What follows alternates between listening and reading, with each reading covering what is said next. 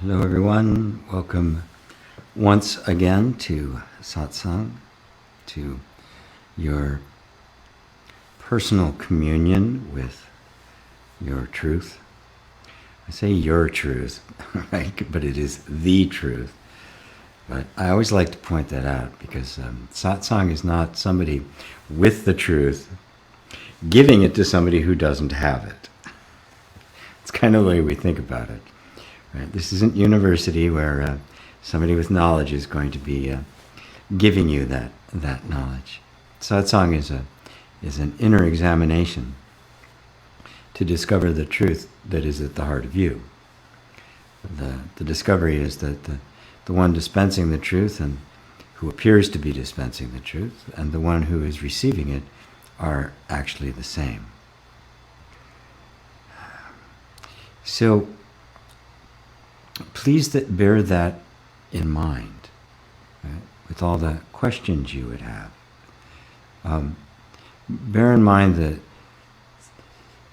the mind loves to engage in knowledge. For the mind, accumulating knowledge is like the Wall Street broker accumulating money. Everything depends on it. The mind is quite greedy for knowledge. There's this kind of underlying assumption that the more I know, the safer I am, or the better off I am. Or even primitively, the more opportunity for me to have a mate and reproduce, based on this accumulation of knowledge.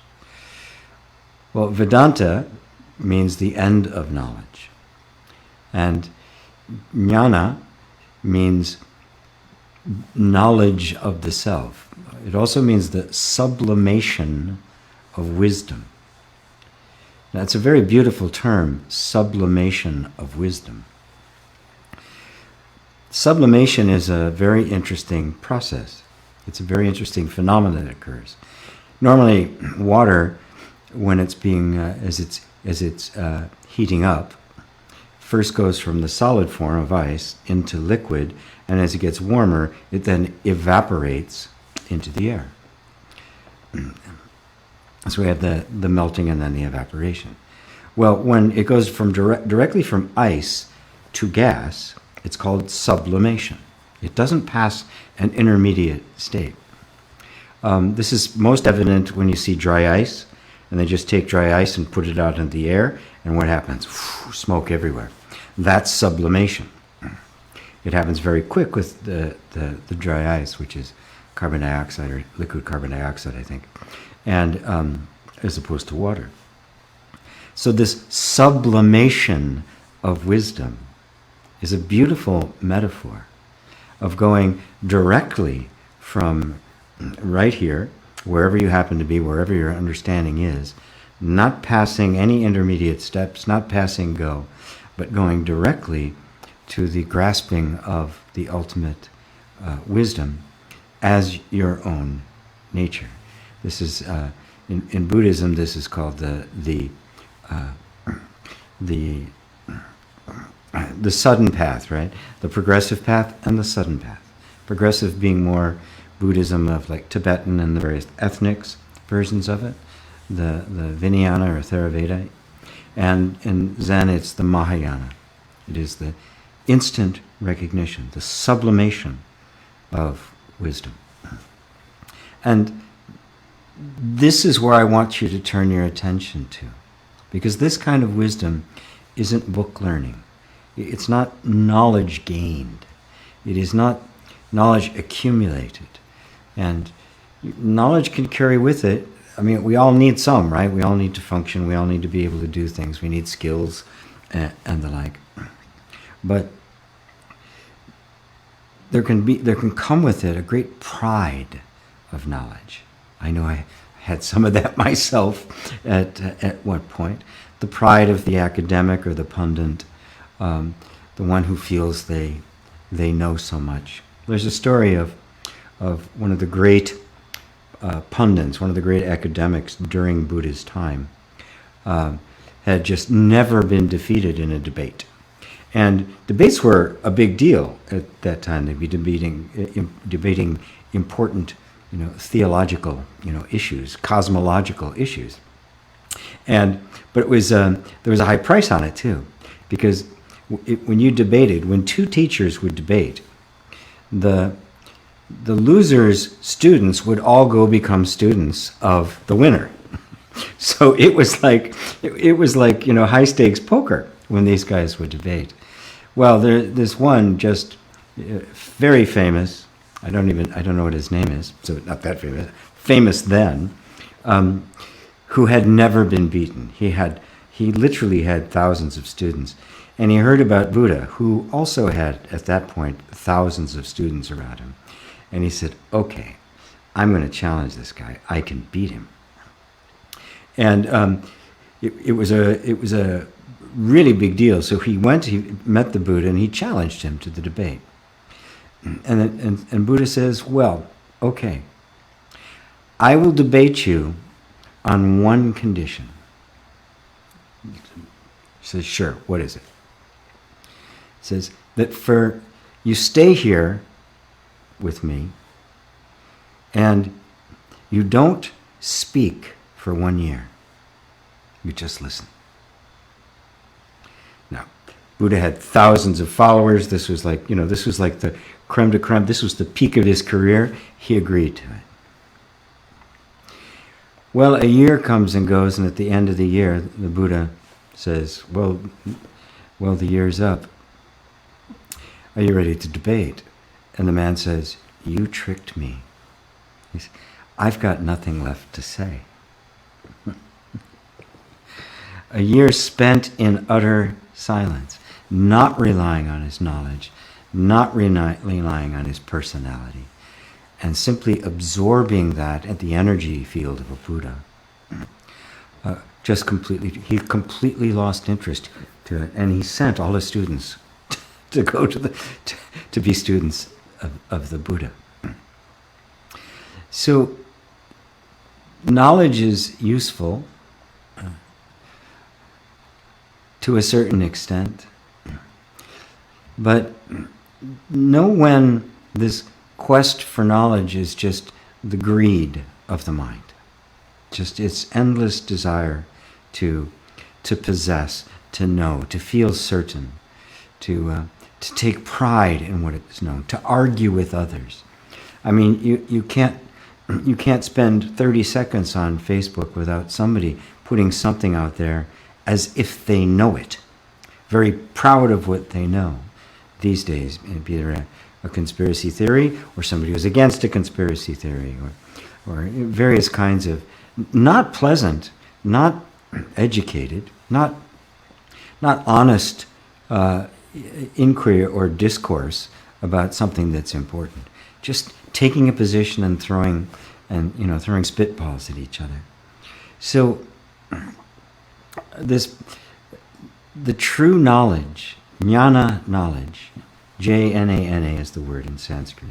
This true sublimation of wisdom is what I invite you all to reach for. And let your questions come from that. Let your questions be, what is the question that is going to lead me most quickly in sublimation to that wisdom that in which all questions are answered. Everything is known, because you find that everything that's known, the only thing you wanted to know is yourself. And with the knowledge of the self comes the knowledge of everything. So, on that note, I will say hello once again to everyone and start moving through the list here of questions, because I see there's some that popped up right away, right after Roberto said hello, before he could even get his question in.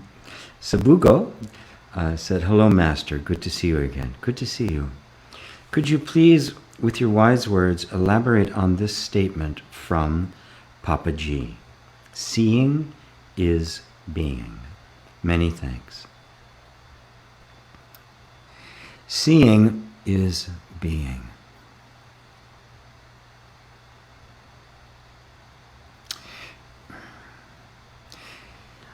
And I really wish I knew the context in which he was saying it. I could get the whole surround of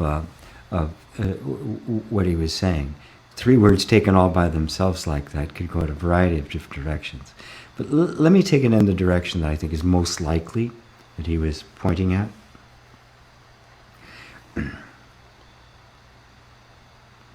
We think of ourselves as an object, a person that has certain attributes.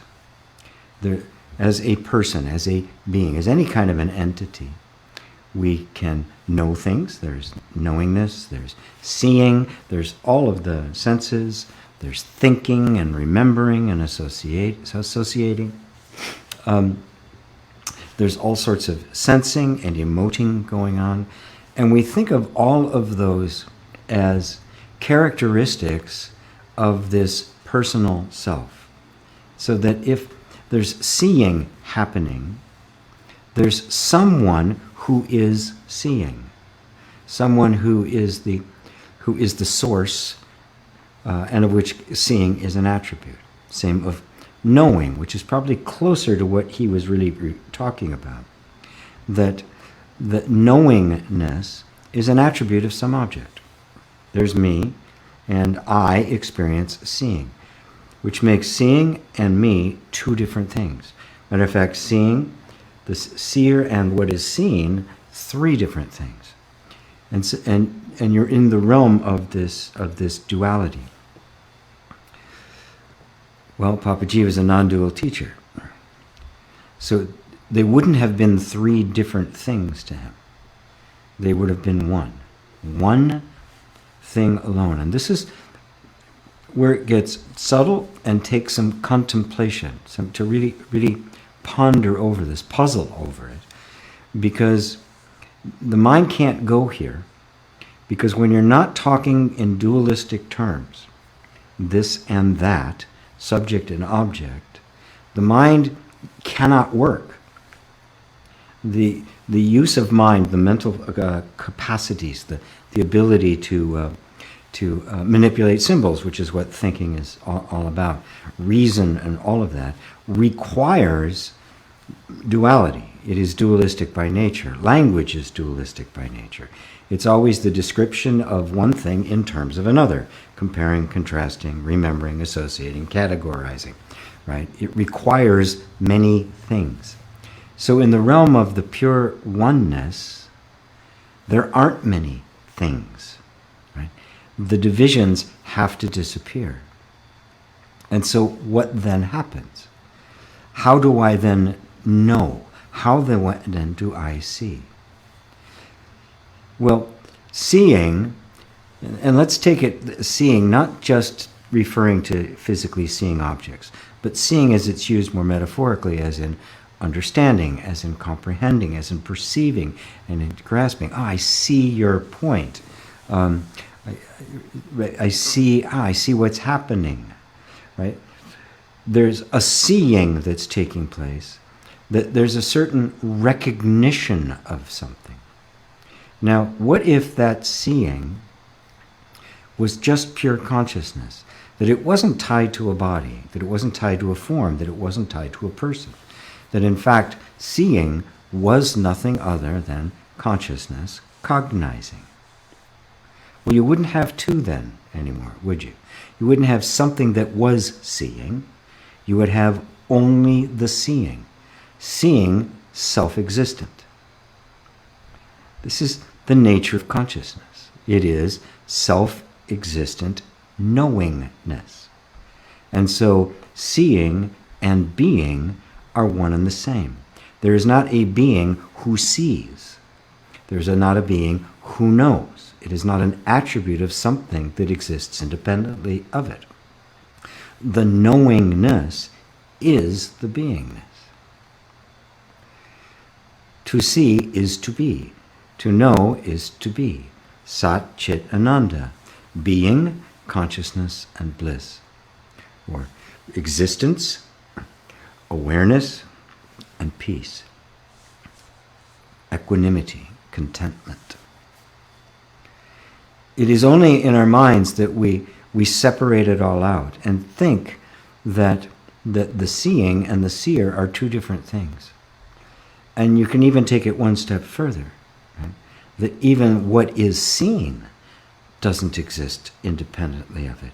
Not only is the seer and the seeing one, the seer, the seeing, and what is seen are one.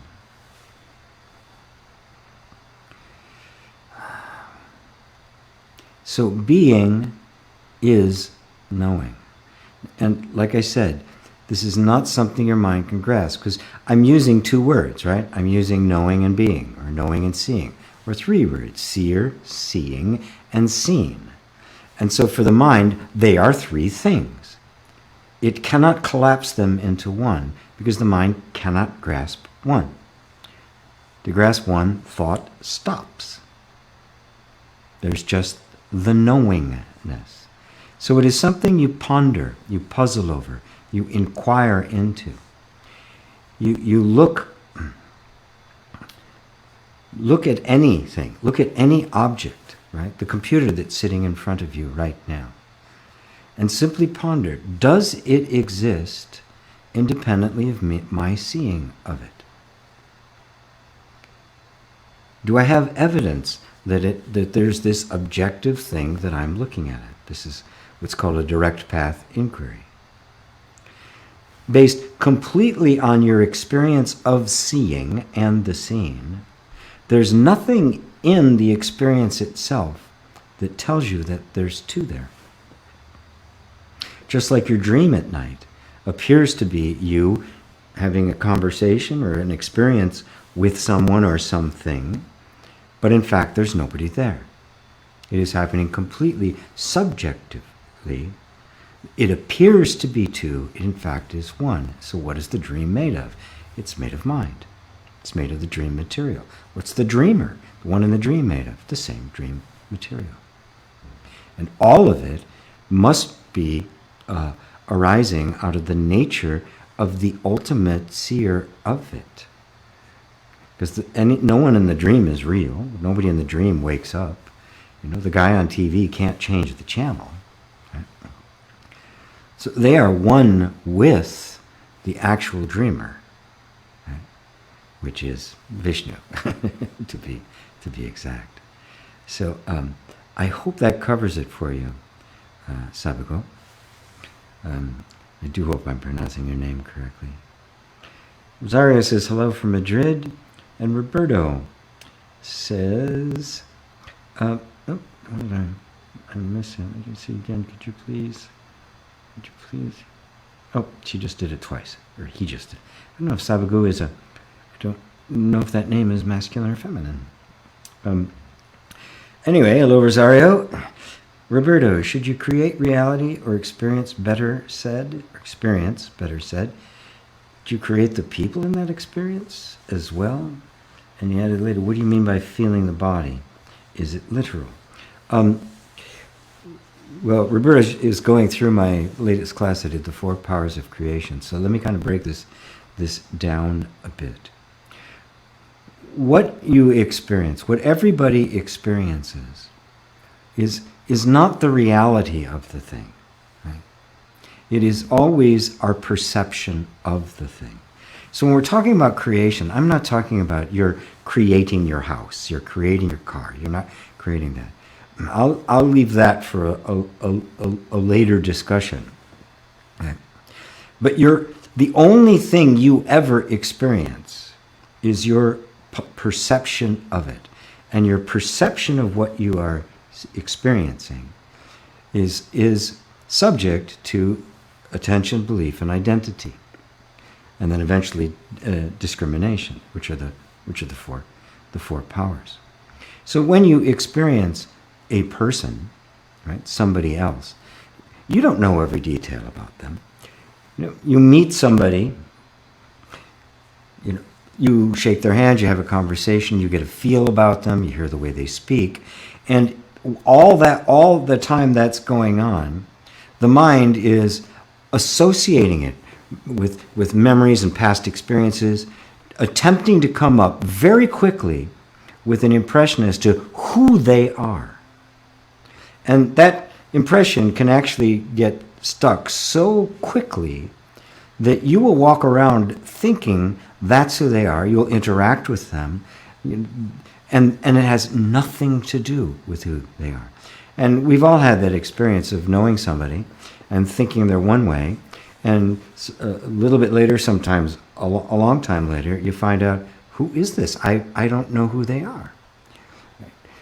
It's because the mind very quickly, it's the nature of the storyteller mind, very quickly creates an impression, an image, an idea, concept of who this is, because the moment the mind knows, then it knows how to interact, right? This is why when you first meet somebody, there's always a little bit of nervousness when you first meet somebody. It's not that you're nervous, it's not that you're afraid. This is what it feels like when the body kind of goes on alert, when the nervous system goes on alert to try to figure out in this new environment how to navigate this territory. Right? And so what ends up is you're not really engaging with the person as they are. You are engaging with your perception of it, which means, in a very literal sense, the person you are dealing with is a creation of your own mind. It is literally a creation of your own mind. So you could actually answer, do you create the people and the experiences as well? The answer is yes, you do. And there's no way out of this. This is how perception works. Until the discrimination becomes more ingrained in us and more understood, that you begin to realize that it is just a perception. And you begin to discern the perceptions of your own mind, which is that first bodhisattva practice, which I put into the course. Perceiving, becoming adept at perceiving at discriminating the perceptions of your own mind. What is a perception of me and what is really there? And you can't even begin to talk about what's really there until you've gotten through these layers of perception. So for all intents and purposes, the people you meet are your creation. We can take it even deeper in a bit, but just for all intents and purposes, for practical purposes, if you really want to master being fully present and fully aware and open to all the beautiful surprises that life has in store, you recognize that you are interfacing with your own creation. It is all in your mind. If you recognize that, you'll be discriminating the perceptions of your own mind, and you won't be holding on to them so tightly. And then people will be allowed to change. New aspects of them will begin to appear, which will have the effect of, first off, your relationships become more genuine. They'll become more intimate, because you'll be more and more present with them. Right? And secondarily, you'll just be open to more of life, more of the surprises of life, because the primary perception that is driving all of the other perceptions is the perception of yourself, which was also created. It also is not real. It is also an image in the mind based on a little bit of information, but this one we captured ourselves in. Just like if I hold an idea about somebody, I'm literally holding them prisoner in that. And oftentimes I don't want them out of that prison. That's what happens in families. People get into their role and nobody wants you out of that role. They don't want you to grow, right? Everybody's had that experience to a certain degree. But we do it to ourselves. I put myself in that box and I keep myself in that box.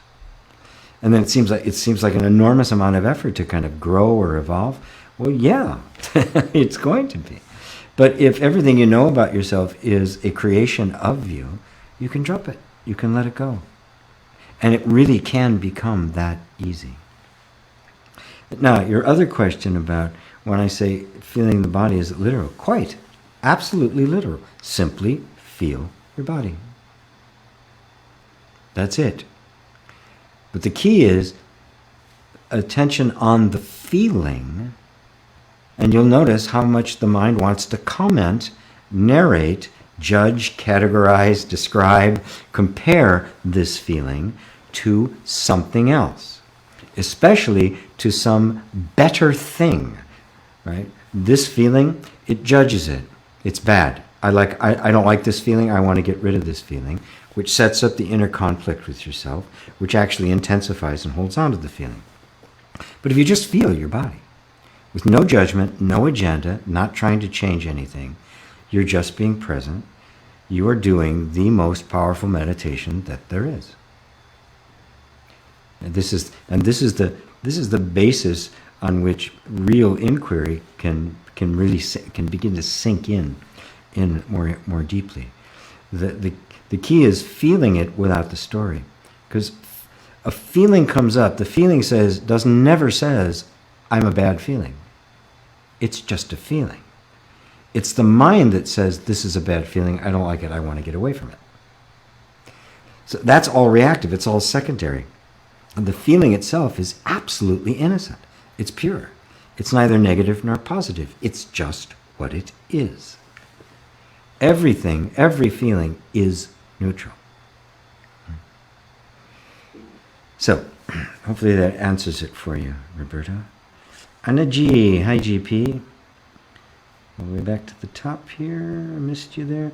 Abiding in self. I am. Loving you. Beautiful. Beautiful, Anna. There's Robbie in Romania. David and Lane in Southeast England. Hello, guys. Ursula from Middle Island. Hello, Ursula. Dale in Boston. Roberto, my understanding, watch the thought, feel the emotions, observe the reaction. What comes afterwards?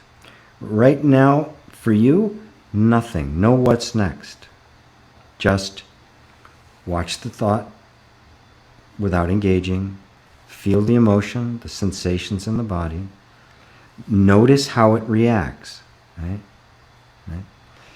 But that feeling of, okay, well, now what? That's part of the reaction. It wants to do something. It wants to change something. Notice that that's an even subtler reaction. Right? No next. What you're doing, there is not a next step. That's it. Your mind's not going to like that because it always wants to see something as a means to an end. Right? Okay, I'm doing this, and this. Now what? Nothing. No next. That's it. You just do that. Just be there as presence. Wonderful. Wonderful. Namaste from Ava. Hello, Ava. Hey, Patricia is here from Vancouver.com. Greetings, GP. Big love from the Isle of Wight. Nice.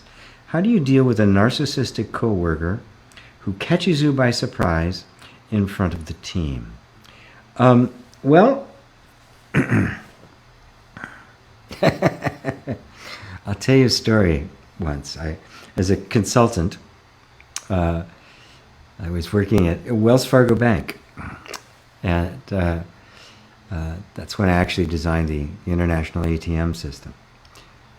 And in the process, I worked for a manager who was extremely difficult. Unfortunately, she wasn't my direct manager. And she asked me to do a research on this particular project and give them, this is what we should do. So I did. And I came back. And in front of everybody in the room, she says, "This is the worst report I've ever seen. This is absolutely wrong. I don't know where you came up with this nonsense." Right? And I'm sitting there, okay. I'm like one of the best people who do this. All right. And you could see she had gone off. Something inside her had just gone. It was out of whack, right? It wasn't just a questioning. It was just venomous. Everybody in the room was kind of going, "What's going on?" But as I sat there looking at her, I said, I got it. She was railing about it, but what she really meant is, I wanted a different answer. I don't want the truth. I don't want the right thing. I want this. So I had a couple of conversations with her, And I went back and I just handed her what she wanted. Oh, this is the greatest thing I've ever seen. Right? That project actually went nowhere, and the ones I did actually do right were very, very successful. Right? In the moment, the first thing that you start with is just, and you can do it even right now or anytime you like, is just, close your eyes and picture yourself back in the room, being ridiculed or confronted or caught off guard, right? Purposely by somebody who wants to push you down, and just picture that in your mind and all the feelings that go with it, and then just be with the feelings without reacting to them, right? Because your mind's going to want, this is terrible, this shouldn't be happening, how do I got to get out of here? And that's not going to do you any good, right? If the boss does that, the mind, there is no way out, right? You're very much in a position that can lead to traumatization, because you can't fight with them, they're the boss, and you can't run away, because if you run away, you lose your job. So you're kind of stuck in this place. So the first thing is to just come to terms with the feeling that's going on and recognizing it's a powerful feeling, because you really can't do much. The fight and flight is not available to you, right? So you're kind of in this position. You have to take it, which is humiliating, right? I would be looking for another job for sure. I would be looking around to see what else I could get, either within the company or somebody else. If it's possible, once you've cleared here, where you recognize it's happening, you're really present with the nervous system, because if you're present with it, that energy doesn't have to turn into a trauma. It can actually be diffused. The body needs fight or flight, but wisdom can actually provide that an inner environment that will diffuse the energy that would otherwise become a trauma. And once you've reached that kind of a state of equanimity, you'll be clearer as to how to take steps. You might even be able to talk to them. Right? You might even be able to point out, well, there's a better way in which you could have told me that and not embarrassed me in front of everybody, or you could have come to me privately if there's something not up to standard in my work. But before you can have that kind of a calm conversation as somebody of equal authority, even though he's in the hierarchy, they're higher, he or she,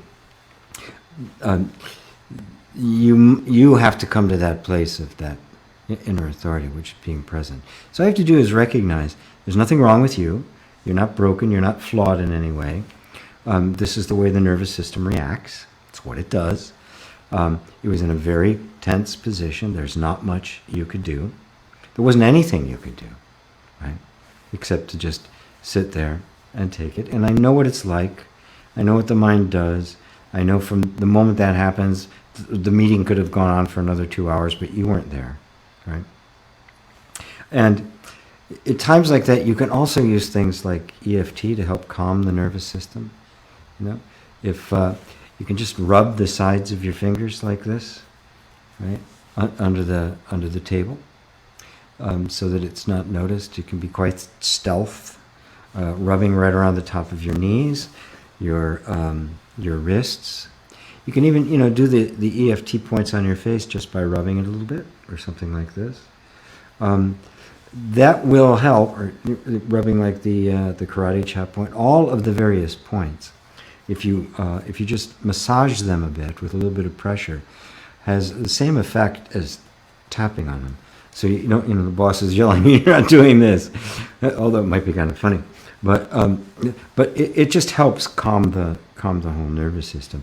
'Cause the important thing is for you to get to that place of inner strength and non-reactivity, and then you'll clearly see how the particulars, the steps to take to reconcile this issue. And if it can't be reconciled there, the doors will open for you to be out of there, be someplace else. So thank you, .com. I like that. Hello, Crispin, my friend in Switzerland. Where can physical illness have its origin, and what is its purpose? Well, all illness, be it mental, emotional, or physical, is the system in discord with the environment, right? And of course, we live in a highly toxic world. Well, Switzerland is quite nice. It's a lot cleaner. In general, Europeans in general have less toxicity than we do in the U.S. It's not absent by any stretch of the imagination, but it's just on steroids here in the U.S. So physical illnesses are no different. You want to eliminate as much of the toxic environment as you can, as much as the stress that you can. Watching the foods that you eat, cutting out sugars, processed foods, and that sort of thing. And in fact, even people in your life who are stressful or problematic, cut them out too, right?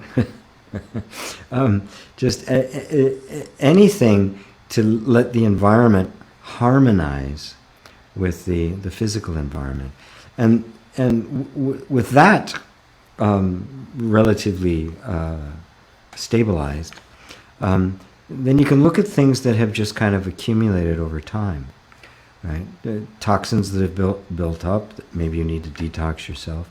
Emotional toxins, anger that might be hanging around, frustration, disappointment, fears, and the like, that are really no longer serving you, that can be purged from the system.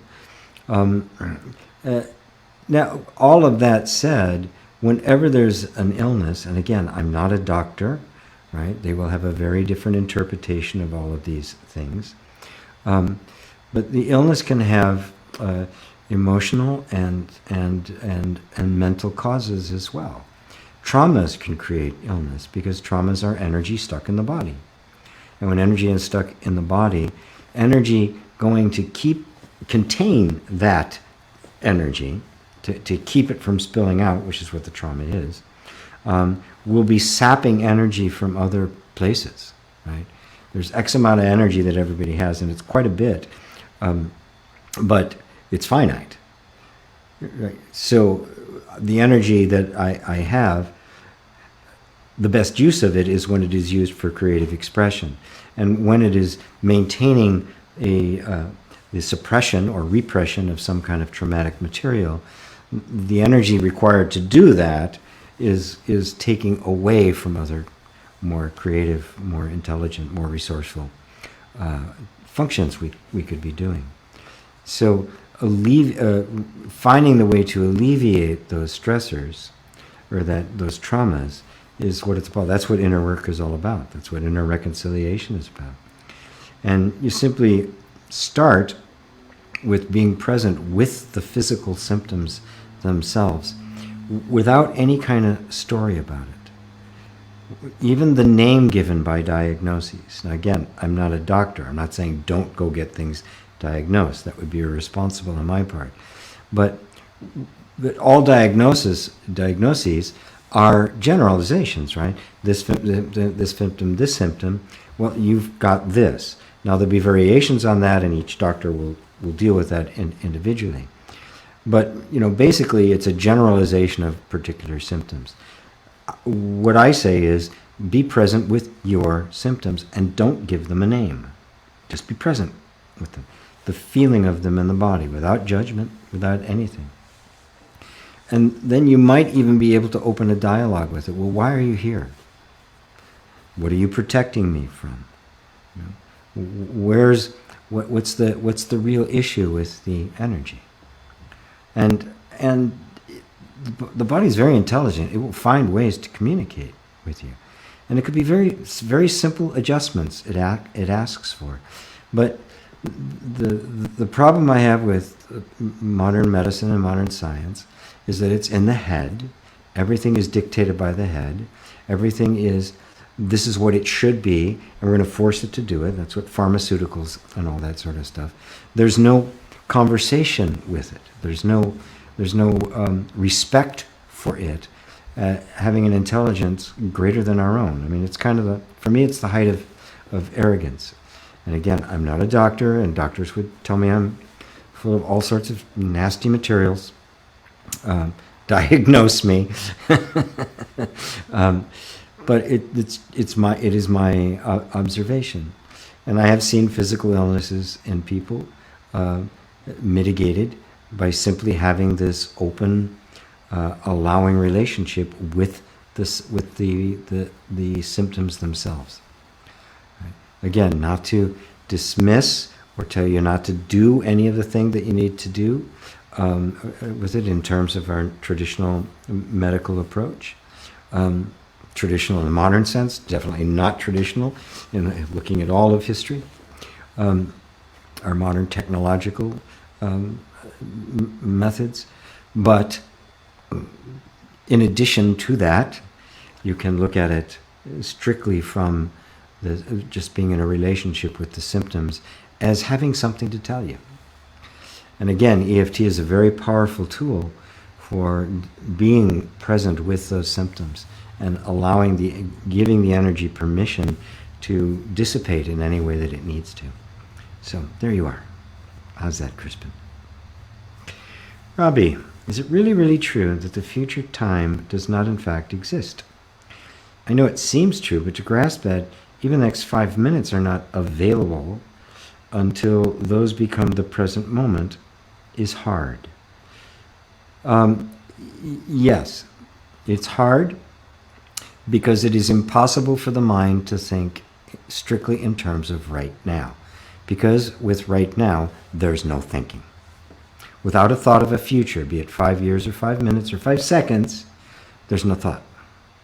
Without a thought of the past, there's no thought. So the now has no thought. It is just now. There's no mind in this moment. A thought about the future or the past appears in this moment, right? And it is always a thought. The actual now is never in the future, obviously, and there's no access to the future. The now is not a moment in time.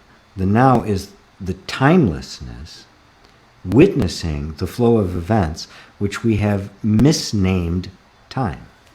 It is simply a sequence of events. That's it. We are watching change take place. And we call that change time. And that's all time is, the relative distance between two events. And so right now is all you ever experience. And the now itself requires no thought. You don't have to think about the now, you're there. You know, if you're walking down the street holding someone's hand that you love, you don't have to think about holding their hand. You're holding their hand. You know, later on you might remember it, how wonderful it was, and you may think into the future of when it's going to be again. Right? But the actual experience of this moment requires no thinking. Matter of fact, thinking interferes with it. If I start having a thought about the future, I'm not now. I'm not experiencing now. I'm experiencing an imaginary event that I can never possibly ever experience, no matter how far out you go. The misunderstanding is that the now is a moment, one of a sequence of moments in the flow of time. Time, the reality, now simply a time slice of it. Time is infinitely small. The truth is, the now is all there is. It is the unchanging background. And what you are witnessing is simply change. That's all. You're not even witnessing something changing, because the change would have to stop long enough for there to be a thing. All you're witnessing is change. And the only thing there is the now. So you're watching simply the modulations and permutations of now. And in now, there's no past, and there is no future. Right? There isn't a past. There's only a thought of a past. There isn't a future. There's only a thought of a future. You've never experienced the past. You've never experienced the future. No one ever has. No one can. And so, because of memory and anticipation, we project ideas of the past and the future. And that's all they ever are. But we believe in them so strongly, we think this moment was created by the past. And we think this moment is creating the future. But there's no sequence of events. There's only the permutations and the modulations of consciousness, which is the now. Does that help understand, clarify it for you, Ravi? It's something to ponder, because the nature of your question is to grasp that is hard, right? It's hard because the mind has to think in terms of time. Right? In timelessness, there is no mind, right? In the timeless, there's no sequence of events. Right? So there is no past. The now is not a moment in time. It is the infinite now. It's the eternal, ever-present now. It's never not now, is it? You can't get out of now. Go ahead and try. Right? That is everybody's experience of the only thing we ever experience. But it's hard only because we're always thinking in terms of what was and what will be.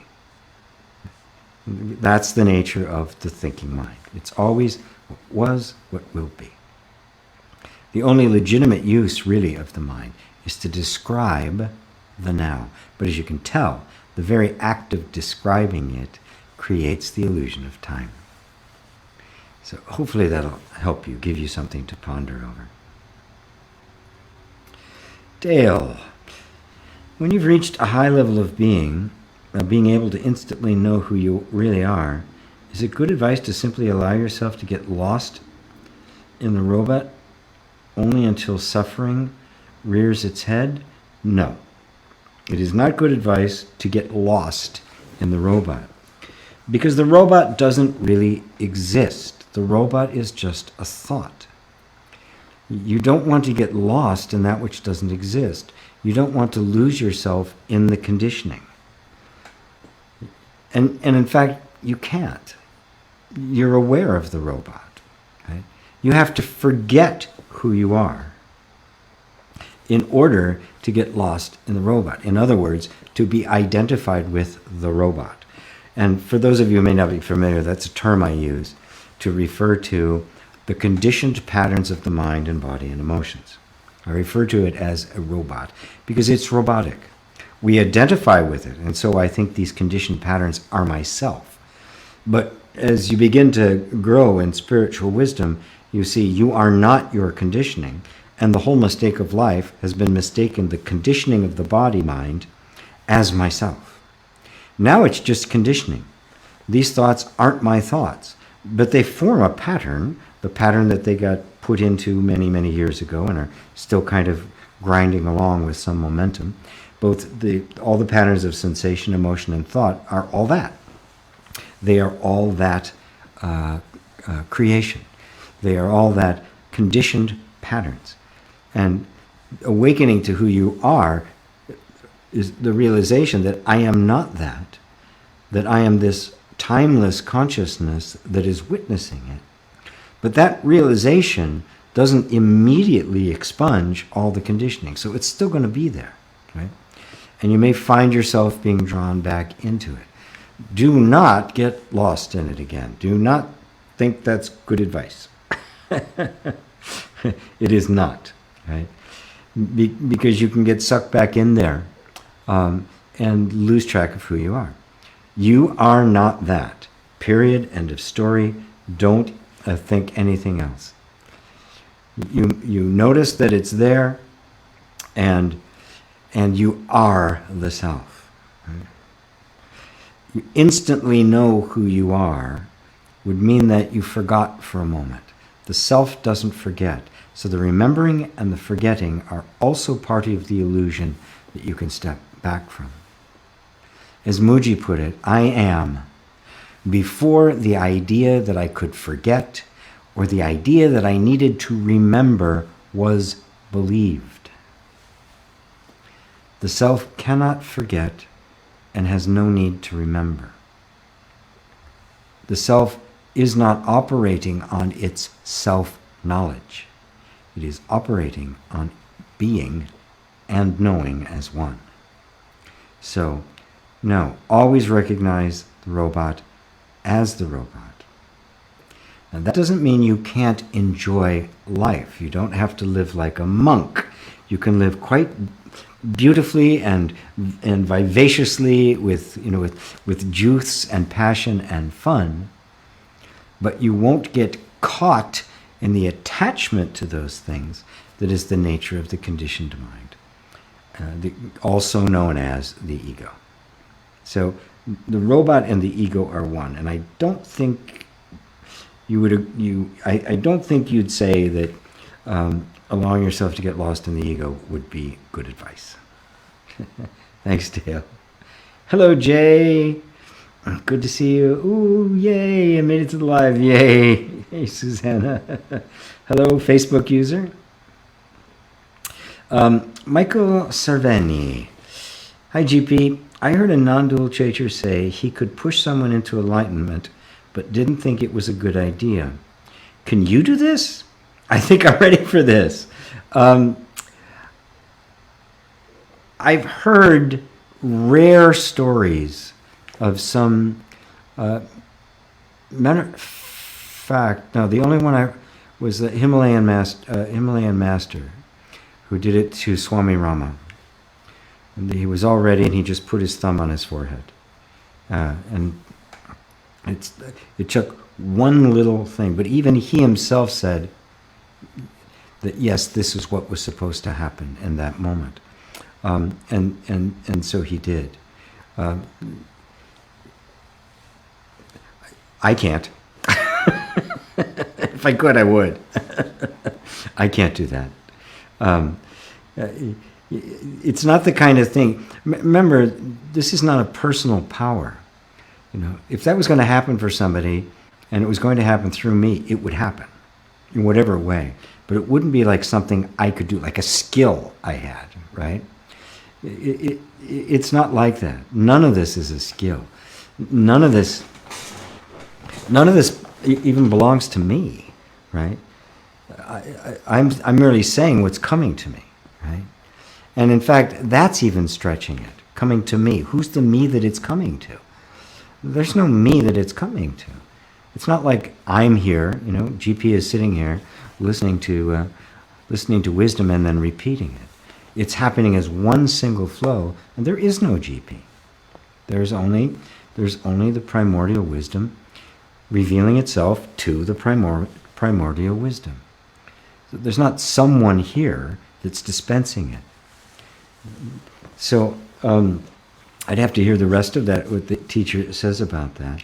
But my understanding is that it's not a personal skill or personal possession. There's just kind of a vibratory thing that takes place. But everybody has to do the inquiry themselves. Right? It is a personal realization, as Buddha put it.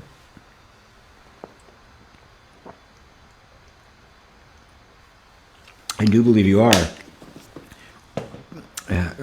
ready for the push, but don't look to anybody else to push you. You're standing on the cliff, believe me. Maybe just a little breeze come along, and off you go. Play on in Sweden. Hello, sir. Marty Hale in Vancouver. Hello, Marty. Merk Goff. Good to see you, sir. Hey, GP. Greetings from cold Scandinavia. Hope you're well. No questions. Been trying to do just being the whole day, and all I got was exhaustion. T-shirt. You got this. Yeah, it'll be exhausting trying to be. Right?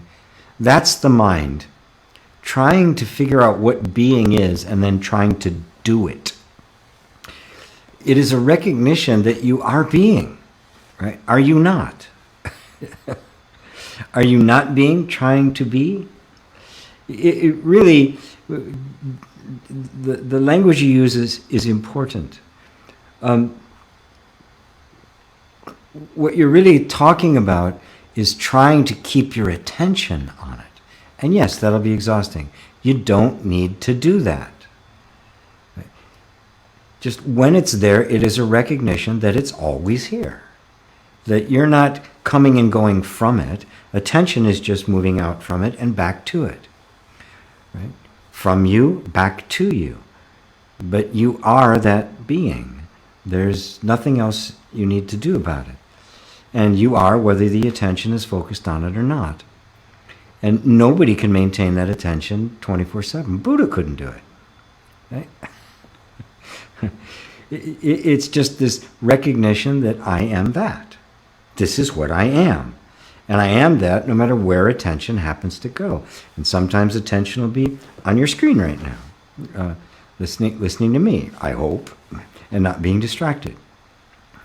But I'm pointing your attention back to this mutual awareness. You could even call it an undivided attention, where you're aware of both at the same time. To what is attention always reporting? It's always reporting to you, that the one who is. Attention doesn't exist without you, right? But you can exist without attention. You can have just complete blank emptiness. We do it every night in deep sleep. Right? So that isn't a requirement. So yeah, it'll be totally exhausting. Trying to, I am the self, I am the self, I am the self. Oh, I got distracted. I am the self, I am the self, I am the self. Ding, oh, I got a text. I am the self, I am. Don't do it. You don't need to. Keep reminding yourself, I am the self. And whenever attention is there, just abide as the self. And when attention goes out, recognize that attention is always reporting to the self. What else could it be reporting to? It's not reporting to somebody over there. It's reporting to you. So the very fact that attention is there at all means you are there. It doesn't have to be a conscious thought like that. The only way any experience can have, even the experience of a total delusion, is that you are there. That's the reality. You, the self, are always there. Right? Even when Merck is struggling, right?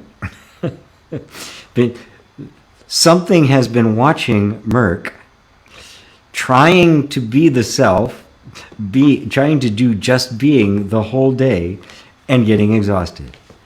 Isn't there something that's watching the entire thing? Maybe even having a bit of a laugh about it? Isn't the seeking and the seeker being watched by the very thing that's being sought? The answer is yes. Hank Merck, there's the flying shroomy. Good to see you. Hi, GP.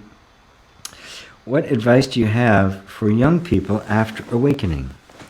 I have no motivation for further education or career, but I do need a job to survive. How to be a part of society with this understanding? Oh my goodness, especially as this is happening with younger folks. Well, it's kind of an individual thing. And I have to tell you that the having no motivation for further education of career is very normal. It doesn't mean that don't consciously try to shut it down.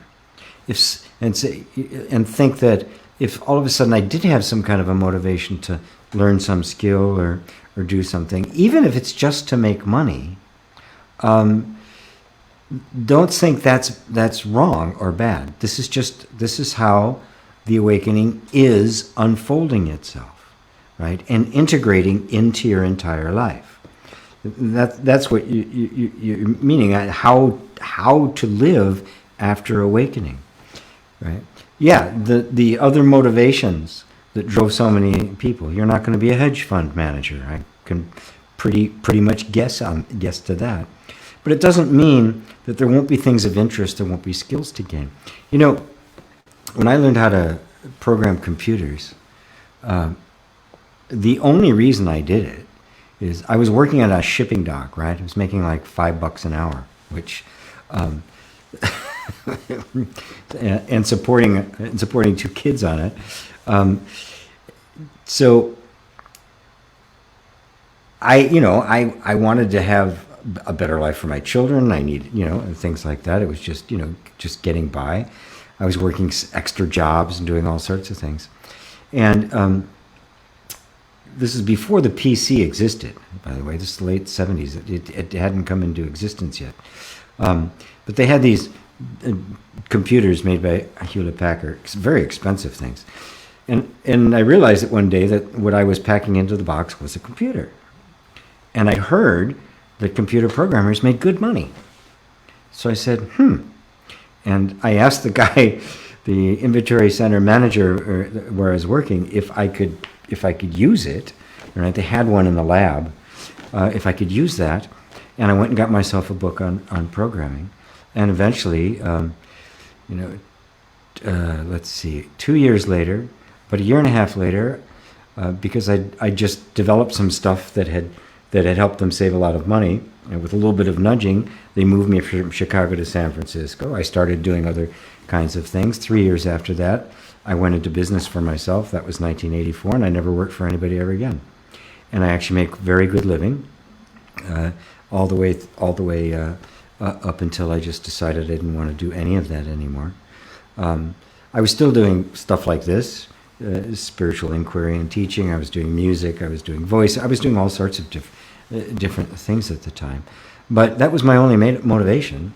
I was not interested in the engineering. I was a music major. I had no interest in engineering and that kind of stuff. But I said, yeah, those guys make a lot of money. That is literally what I said. Those guys make a lot of money. Maybe I could do that. So life has a beautiful way of unfolding itself.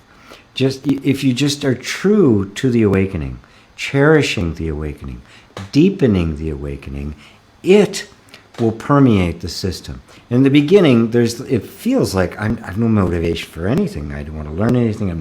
Education doesn't matter anymore, career, and they won't, because by their old definition, education in this culture and career and stuff, they're not going to have any appeal to somebody who's discovering inner freedom. They're very binding, right? And so, but that doesn't mean some new, fresh kind of things aren't going to happen, and because they will. New kind of things will get your interest. New forms of expression. Your only job is to continue to deepen the awakening. Continue with the inquiry. Just be really open to allowing everything within you to begin to emerge. All of the old stuff, the old robotic patterns and stuff, to come out, be seen, and pass away. And let yourself just kind of deepen into that freedom. And doors will open. They will. The next step for your personal life, the next step for relationships, the next step for something to do. Maybe it'll be a career, maybe it won't. It could be a series of jobs. For the first 10 years, it was nothing but a series of jobs for me. There was no career at all. That happened later, right? So, by the way, that didn't happen. I was 29 when I got, was that right? But 27? Yeah, 27 when I got that job. And it was about 2 years later before I moved. And then it was 3 years after that, so it was like 32, when I actually started my own business, and that I could actually consider it a career. So things have a beautiful way of unfolding. Your human life, you'll find that life takes care of life. Your human life will be taken care of. And it'll be full of surprises, and it'll be full of fun, but there won't be the same kind of desperate attachment to it that there is for most people, which is, I've got to get a career so I can get a good job, and I got an education to get, and all of that, which in our culture is beginning to fall apart anyway. It doesn't mean that anymore. Young people have kind of seen through that, as we did in the 60s, seeing through the monotony and the stupidity of the 50s. But we got into a new kind of miasma, and And now younger people are beginning to see through that. So thank you for that, Flying Shroomy. Let's see. Tina says, Hedge. I don't know how to pronounce that. You're from Norman Peterson. So Annette, rock star. Hey, everyone. I live together with my boyfriend, and he is a very ambivalent person. One day he tells me he loves me deeply. The other day he tells me he wish I would not exist, that he wouldn't have met me, that he wouldn't be able to stand my company and can't abide me. I don't know what to do, and if it's clever to say in a relationship with him, we have kids together, what would you recommend me? 99 Sanchez, escape Annette. I'd have to agree. If there's an open door to talk about it and say, well, you go back and forth. What do you really feel? Sometimes people aren't capable of having that level of a mature conversation, which means he's not capable of having a relationship, period, pure and simple. Until he can be consistent, right? You can't depend on it. And it is the most destabilizing and traumatizing environment a person can be in when it's unstable like that. If it's bad, but it's consistently bad, your nervous system can adjust to it, right? I'd still say get out of it, right? But as was my experience growing up, I didn't know what was going to happen next. I didn't know who she was going to be. I didn't know if I was going to be embraced or slammed, right? I didn't know if I was going to be intruded upon or completely abandoned at any given moment. So there was never a place to stabilize. And because it couldn't stabilize, my nervous system took on a very different characteristic. It was very vigilant. It was always on edge. It was always looking. So it never could really well map the territory, which is quite debilitating. And, it was well into my adulthood before I became even functional, right? So I know how destabilizing that can be. So if there's enough maturity in him to be able to have a conversation, say, look, this isn't acceptable. Either you want to be with me or don't. You love me or you don't. Which is it? But I can't have this going back and forth, right? So you need to make up your mind, right?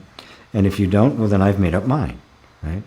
If you want to participate, it really depends. If there's still a lot of affection of you towards him, you think there's the relationship still has the potential to be a happy one, then you can say to him, well, this is my requirements, right? Boom, I draw the line here. You have to meet these minimum standards or we don't go forward. But only that is if you think it's even worth doing. Otherwise, just say, this is not acceptable. It's time for us to split, or just leave. Say, I'm done. Take the kids and go, and find some other place to go. But it's not an acceptable way to be. So I have to agree with 99 Sanchez. It's not a place to be. It's not healthy for you. It's definitely not healthy for the children. They shouldn't be seeing their mother treated like that. If they're boys, they're going to get the idea that that's the way women are supposed to be treated. If they're girls, they're going to get the idea that that's all they can expect, is that kind of ambivalence. So it's really important. It's really important for you to draw a line. I know that's very, very difficult. If you have support, find support one place or another in order to do that. But that kind of behavior, he's not really in the relationship. He is ambivalent about it. One moment he wants to be loving someone, he wants to be somewhere else, right? So he's got to come to terms with that, right? But you don't have to help him come to terms with that. That's not your job. You can tell him, come to terms with it now, and we have a chance, or you go come to terms with it, and I'm going off somewhere else. So that would be my what I'd have to say about that. And I don't mind being really blunt about relationships. I know a lot of teachers want to pussyfoot around, and find the right way to do it. And it's like, set standards. Set a standard for yourself, set some boundaries, some expectations, and don't compromise them. Not those. There are many things we need to compromise to help working together. Personality traits and things like that. That's another deal. I'm talking about the baseline of love, respect, honoring, and adoration. That has to be there. So, thank you for confiding in me, Annette. Beautiful. Please keep me posted as to what happens. Izziness. Greetings and thank you, GP. You're welcome. Here's Happy Girl. Hey, Happy Girl. I don't understand the statement, there's no such thing as time. What does it mean, and what are the effects of that? Thanks. Well, time is a measurement, right? It's not, we think of it as time, as this river flowing, carrying events in it. But without an event, there is no time. It is only a measurement between events. That's why they say time began with the Big Bang. Why? Nothing was happening. It was a singularity. There's just time. How do you measure time without having two events to measure the distance between them? So now we think now we have the clock, right? Which is this mechanical device that is always ticking off a distance between two events. Every tick is a second, and then they roll up to more, they roll up to more, they roll. But that's really arbitrary. If there were no events, there would be no time. Right? Can you see that? So time isn't a flow that's carrying things along in it. Time is simply our perceiving of change. Obviously, we perceive change. Right? This moment changed for that. My hand just went from there to there. You perceive that. And it took time to get there. There's a perceived distance in terms of how the change is taking place. Slowly, quickly, right? But notice, if nothing changed, would there be time? No, because it's just a measurement. It's not a thing, it's a measurement. But we're so used to a consistently measured time now that we think of it as this entity in and of itself. But without change, there is no time. Which is why you can say the now is timeless, because it doesn't change. It's always right now. You can say the self, consciousness, is timeless, because it doesn't change. It is always consciousness, right now. Consciousness experiences time, what we call time, which is nothing but the series of events. With a memory in which I can compare the event when it happened here and the next event, and the next event, and the next event, and the next event. But even the next event I'm comparing not to an event, right? Only one thing at a time. I'm comparing it to my memory of an event. So event happened, it moves in the memory, another event, and so I'm not even comparing it to this moment. So if I only look at this moment, time stops. No memory, no time. You follow that? Beautiful. Hopefully that explains it for you. That's a pretty beautiful question. Thank you. 99 Sanchez is also talking about what Annette was talking about. My father's also a super toxic person, and even if that led to have 100 times less money, I would have liked if my mom had the balls to take off with us. Wow. Or the ovaries, to be politically correct. No, I get it. Yes, it's better off for everybody. It's better to be just without than to have a love that's toxic, that isn't really love. Have the real thing or don't have anything, and you can set that standard for yourself. Yeah, thank you, 99 Sanchez. Julian Luz. Hello, G. Can you please explain the letting go technique and how surrendering works and how both can be applied and implemented? Well, letting it go as a technique, I mean, it's developed by the release technique, Sedona method, the KISS method. There's a few of them, all as formalized techniques. They all grew out of Lester Levinson, called it the Sedona method when he went to Sedona. It wasn't called that before when he was living in New York. And so they became kind of formalized into a technology which all of the factions guarded, right, and said theirs was the best. But basically all it comes down to is letting go. Well, I've forgotten. It's been quite a long time since I looked at those. I don't remember exactly how the technique works. But it's to bring yourself to the point where you simply stop holding on to a particular expectation about an outcome. For me, a term simply allowing is more accurate.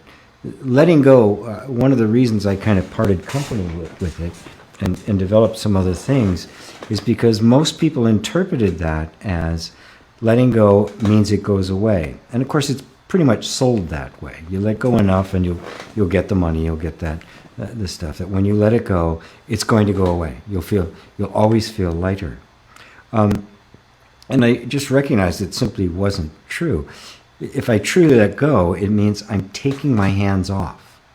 I'm not determining what it happens. I'm not expecting it to go away or stay or anything like that. It's like if I'm holding a beach ball underwater, right, which takes a lot of energy, letting go is quite a relief. Okay, I'm just letting it go now. But the moment I let it go, I totally let it go. If the waves keep pushing it back and it bumps into me, I'm still let it go. I'm not trying to make it do anything. I completely allow it to be what it is for as long as it is. Which means now I have no vested interest or expectation about what happens from that moment on. I've truly let go. And when internalize that, I'm letting go of trying to get rid of this feeling, of fighting, of my own resistance to it. There's a feeling here. Okay, I take my hands off it. I let the feeling be there for as long as it needs to be. Now, when you talk about surrender, it's a bit more spiritual or religious, you can put it, right? If on a religious sense, with a personal God, it's me basically saying, not my will, but thine be done. It is saying, I really want to hold on to this, but I'm giving it to you, which is a very powerful devotional position to take. And that sentiment of surrender comes into the non-dual inquiry. The willingness to surrender to truth, to the deepest truth, not necessarily to a personal God, but to an impersonal, universal God or universal consciousness, to surrender my desires, my ambitions, the things I think should be happening, all the expectations that have been enculturated into me from the beginning, all the things that I think should be, all the arguments I have with life, to really surrender them over, recognizing that I don't see the big picture, and that I don't really know what's going on, and most of my resistance is arising out of my ego. You can see that surrender is you are letting go, right? But the problem I have with the techniques is you're always letting go, but there's always a part that wants to get something out of it. It isn't really a letting go of myself. Surrender, I'm letting go of me. I'm putting myself, everything that makes me up, my desires and aspirations and concerns and wants and needs and fears and doubts, I'm putting all of it. Everything that makes up this human person, I'm laying it all on the altar and saying, not my will, but thine be done. It's all yours. Father, it is finished. Into thy hands I commit my spirit. and just poof, letting it go, including your life. Right?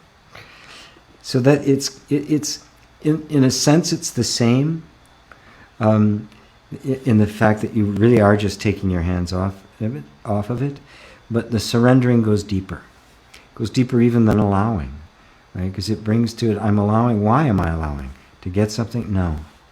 I'm allowing because I want to let go of everything that is not the truth, everything that is not myself, and everything, even how much I cherish it and want to hold on to it, I lay it on the altar to truth. So you can see it's got a very spiritual, very, very sacred air about it. So, yeah, I'll leave it at that. Thank you, Julian. Martin, hello, sir. How can one sense one's purpose here on earth or of life? What is the best way to dedicate one's lifetime? Well,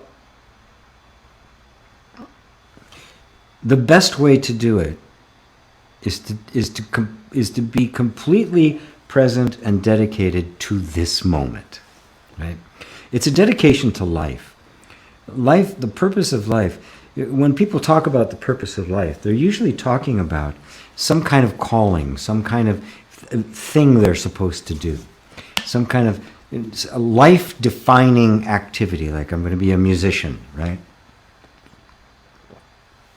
Or an artist, or I'm going to find the cure for cancer, or save my people, or whatever, right? The deliverer, or something like that, right? And sometimes stuff like that happens, you know. Beethoven's purpose was clearly to be Beethoven, right? But for most of us, it changes over time. It goes from one thing to another. And actually, if you look closely, your purpose is to be fully yourself in this moment, to be living in this moment. If I'm looking for a purpose out there, I'm not seeing it. Because if you have a purpose, it's unfolding now. It's happening right now. You're just not seeing it because you're looking somewhere else. Right? It's not like you get your purpose. If you were born with a purpose, the purpose is fulfilling itself, whether you know it or not. It is happening. Right? I would, when I would go shopping with my ex-wife, she would love to go around. We go to these places. It would be crowded. And so her job, she would go off shopping, and my job was to stand in line. And just keep standing in line because they were long lines. And when I got to the front, to just keep letting everybody pass until she had come with her purchases. Right? And I would sit there and think and just kind of chuckle to myself, well, this is my life purpose. This is the reason I was born. Because right in this moment, that's what I'm doing.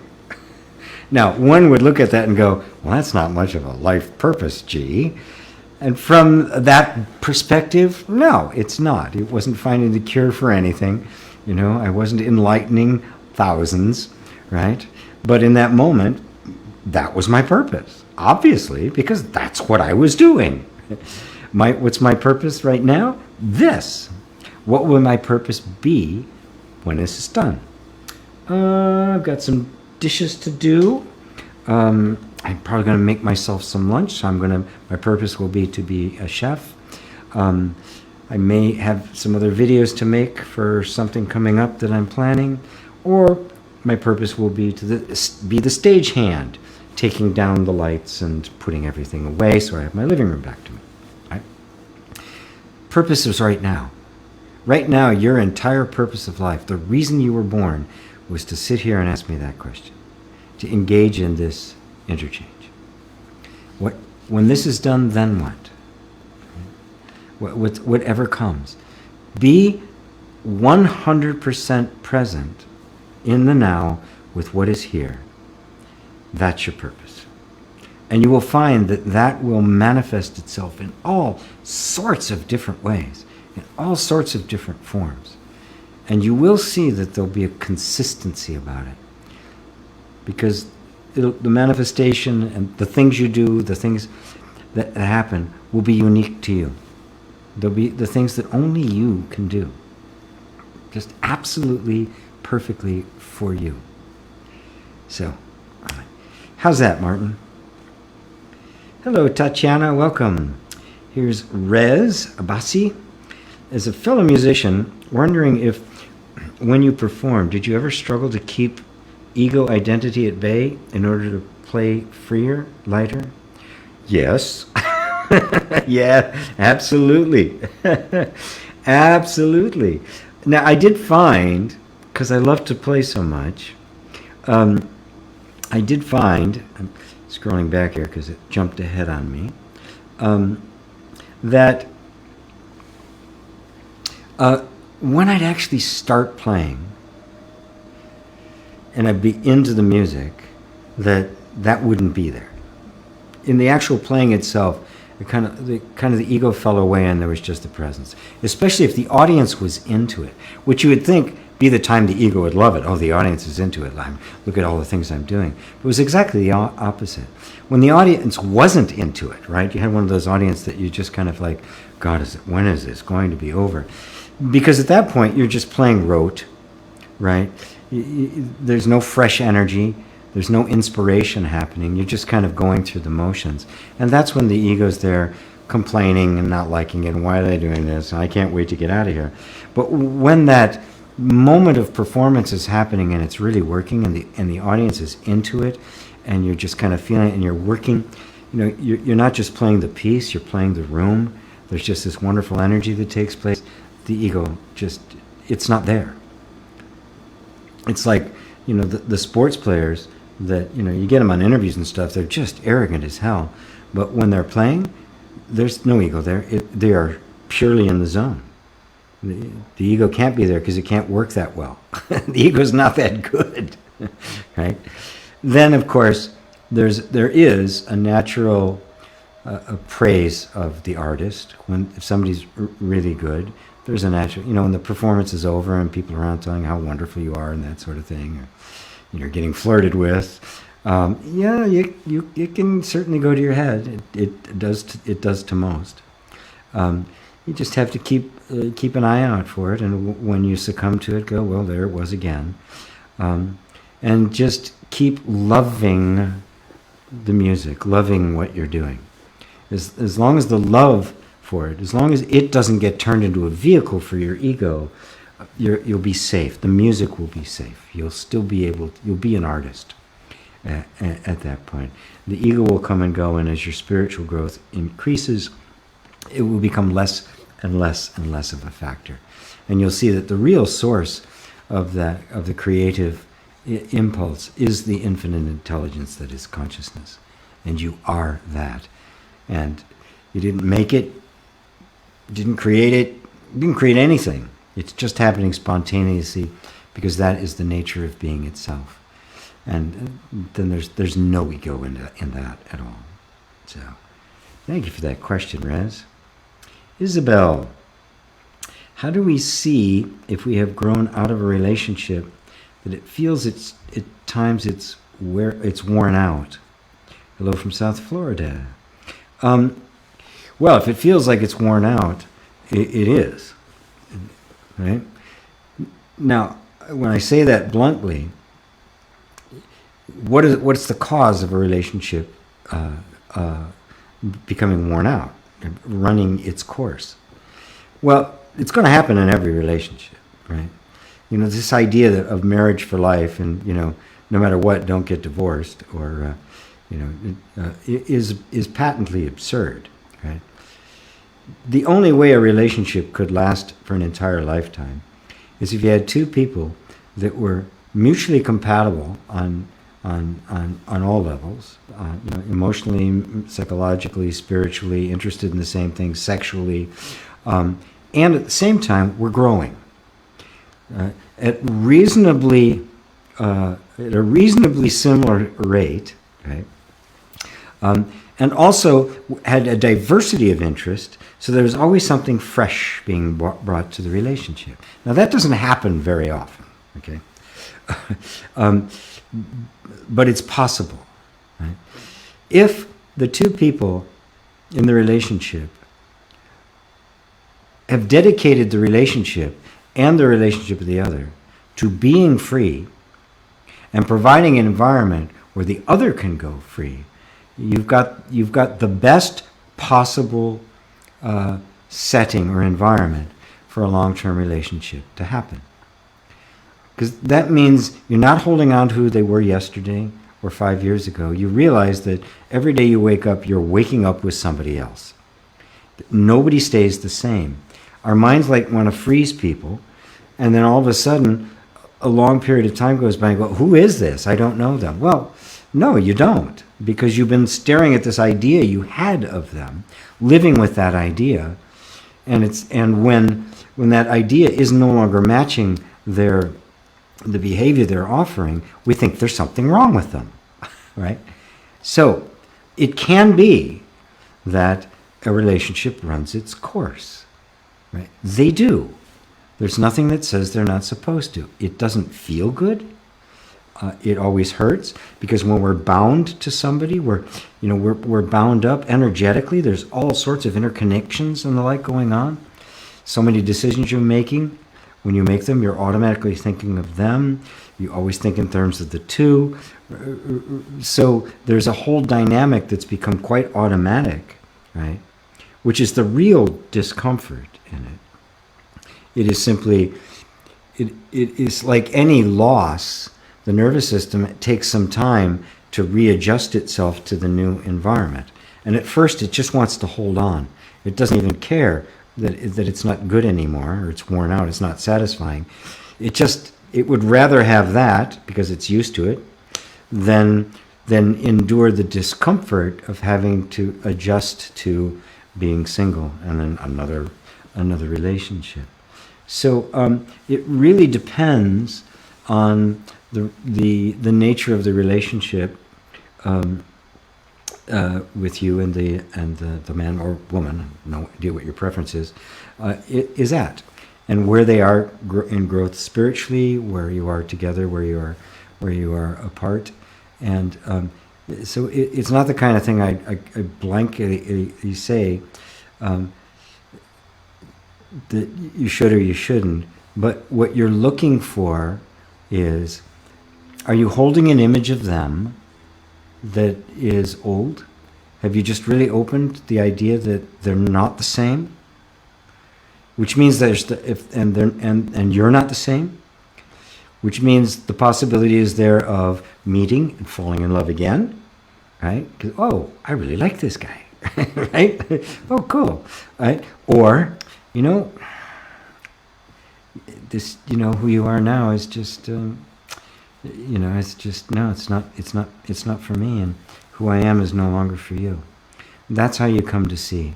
It takes some real soul searching, because remember, your nervous system is going to be reluctant to do it. It's going to want to keep everything the same, which is why this process is difficult. And it gets more difficult is if one of you is like, it's not working, and the other thinks it is, right? The other's quite satisfied with the way it is, for whatever reason.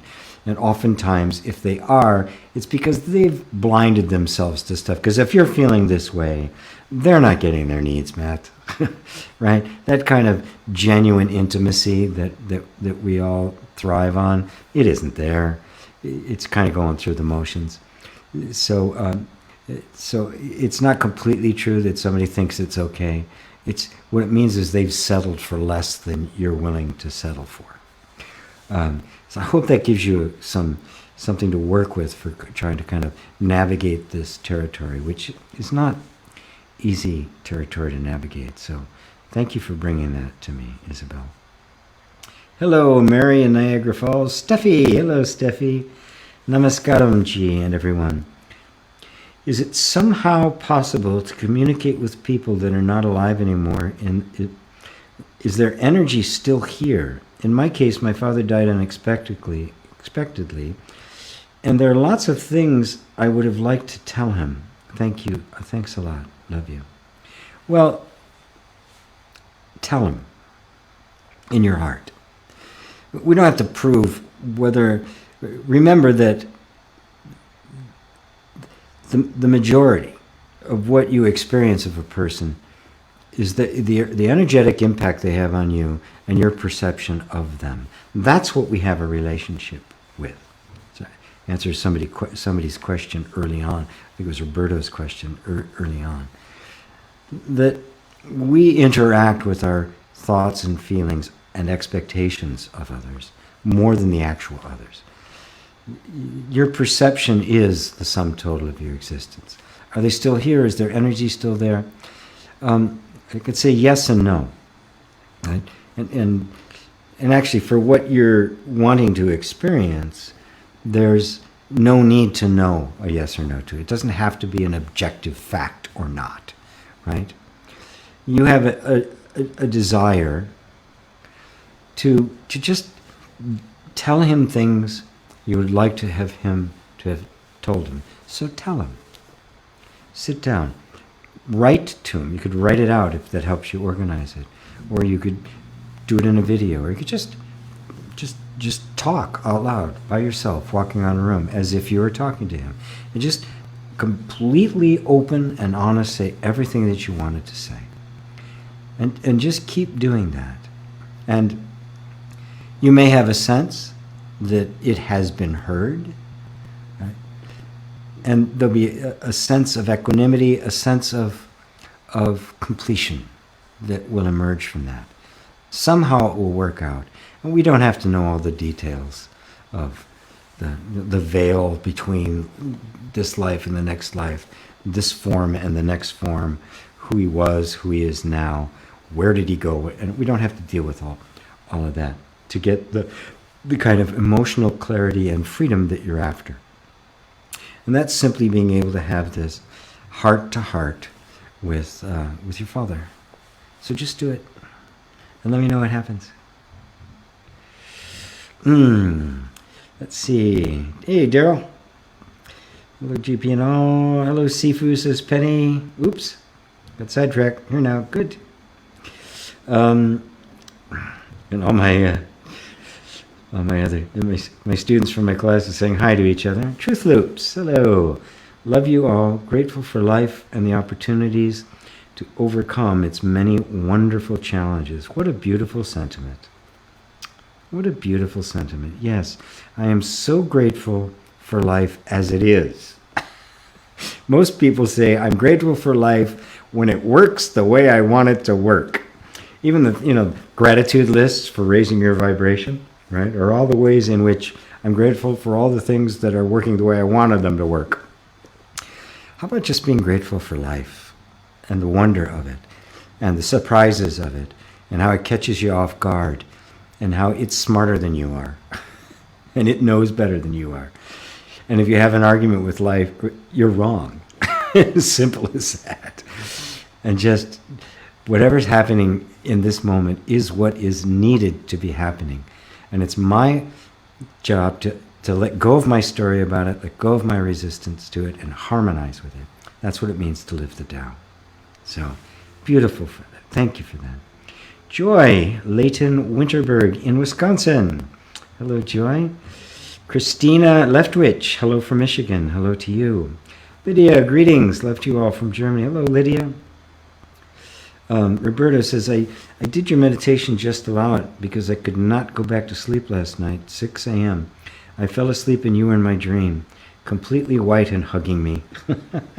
You made me feel very comfortable. Oh, Roberto, my brother. My younger brother, which is getting on most people these days. Younger brothers and sisters. Kakwenda. Hello, Kakwenda. Greetings from Kampala. Is education purposely to make masses be obedient and reward conformity while suppressing creativity? Yes. Yes, it is. Our modern education system originated, it was the system devised for teaching 15th century monks, training 15th century monks, right? Before anybody could read or anything. They're the only ones who could read and write. So it's very regimented, very much around the church and hierarchy and authority and all of that. And it just got adapted into the schools as it became more widely available. And And when the Industrial Revolution happened, the education was required to turn people into factory workers, laborers. That was what it was for. It's always been for that. That's what it's for now. And so it is the antithesis of what real education is. And it's gotten worse. I mean, I got a lot of that, obviously, the enculturation and the like. But there were also opportunities there was a very rich arts program when I was going to school. Lots of money for the arts, band and lessons all through grade school and the like, into high school. Lots of opportunity for that. There was more critical thinking.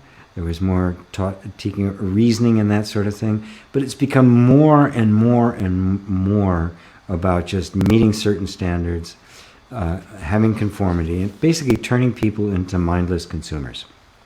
Technicians, people who can build the stuff, and consumers, people who will buy it. Yes, that is our education system. And so it becomes the responsibility of every individual to become responsible for their own capacity for real critical thinking. That is, to be able to assess the relative value of something. And that means, of course, to do that, you need sources of good information, which we don't have any of. And because we have such bad sources of information, we get, we get extreme conspiracy theories, we get extreme polarized views on everything from gender and race and everything else. We have the corporate narrative, we have governmental narrative, and no real source of genuine, trustworthy information. The entire system has been more or less corrupted from top to bottom. So it behooves everybody to simply to take things into yourself, to your heart for checking. Don't just jump on them because they match an opinion you have, right? Really look, right?